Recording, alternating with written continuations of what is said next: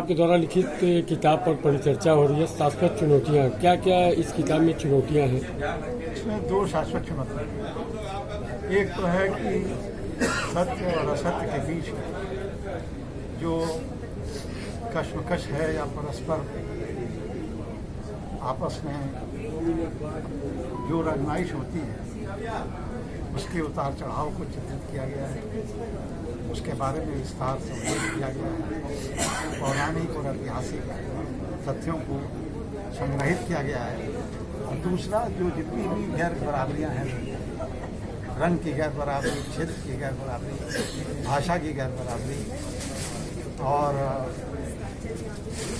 Europe और Asia के बीच में गैर बराबरी, रंग की गैर बराबरी, उसमें सबकी जो जनक है, सबकी जो मूल है सबका, वो है नर नारी विषमता। जब तक महिला पुरुष की गैर बराबरी बढ़ेगी, तब तक सद्भाव और सामाजिक समता वाला समाज नहीं बन पाएगा। जरूरी है कि हम महिला पुरुषों की बराबरी वाला और सत्य के आग्रह को सशक्त करने वाला भारत बनाएं, समाज बनाएं, पूरे विश्व को बनाएं।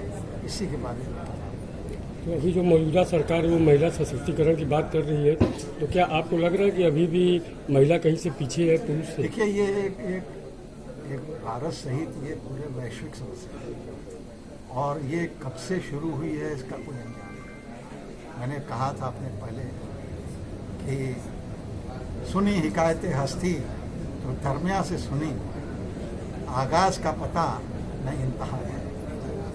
तभी हम लोग सब लोग एक अच्छी सब मानव सभ्यता का वो बनाने के लिए, विकसित करने के लिए प्रयासरत है।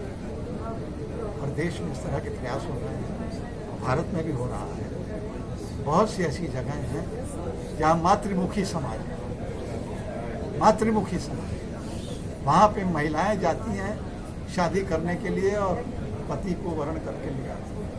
तो अभी ये चल रहा है पूरी दुनिया में, इसको सीमित संदर्भ में लिया जाए। इसका जो धरातल है वो बहुत व्यापक है। एक सर क्वेश्चन है, जैसे आपने चुनौतियों की बात की, तो आप भी सर 80-90 दशक, 2000 से 2025 दशक देख चुके हैं। तो एक जो 2000 से 2025 के बीच में जो जनरेशन गैप हुआ है, तो ये भी एक चुनौती है कि नहीं आपकी नज़र? हर तरह की चुनौतियाँ हैं समाज में।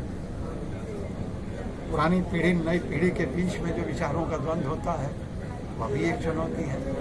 उस चुनौती का भी सामना करना पड़ेगा। नई घर ही परिवार में बुजुर्गों की राय कुछ और होती है, बच्चों की राय कुछ और होती है, तो आपस में सामंजस्य बैठाना पड़ता है, नए पुराने को लेकर के चलना पड़ता है। सर, भारत में एक नई समस्या है, महिला सशक्तिकरण की बातें बहुत ही हो भी रहा है, लेकिन उसकी आड़ में पुरुष अशक्तिकरण ऐसा हो चुका है कि महिलाएं उन कानूनों का बहुत दुरुपयोग भी कर रही हैं। बहुत पुरुष लोग आत्महत्या कर लिए प्रताड़ना से। भारत में कोई पुरुष आयोग तक आज तक नहीं बना, ना उनकी कोई सुनवाई हो पा रही है। तो इस पे आपके जीवन के अनुभव से, आप मंत्री भी रहे हैं, 4 बार के विधायक, 1 बार के MLC रहे हैं, तो आपके अपने जीवन का क्या अनुभव इन चीजों को लेकर के? आपने राजनीतिक भूगोल तो मेरा बता दिया है, लेकिन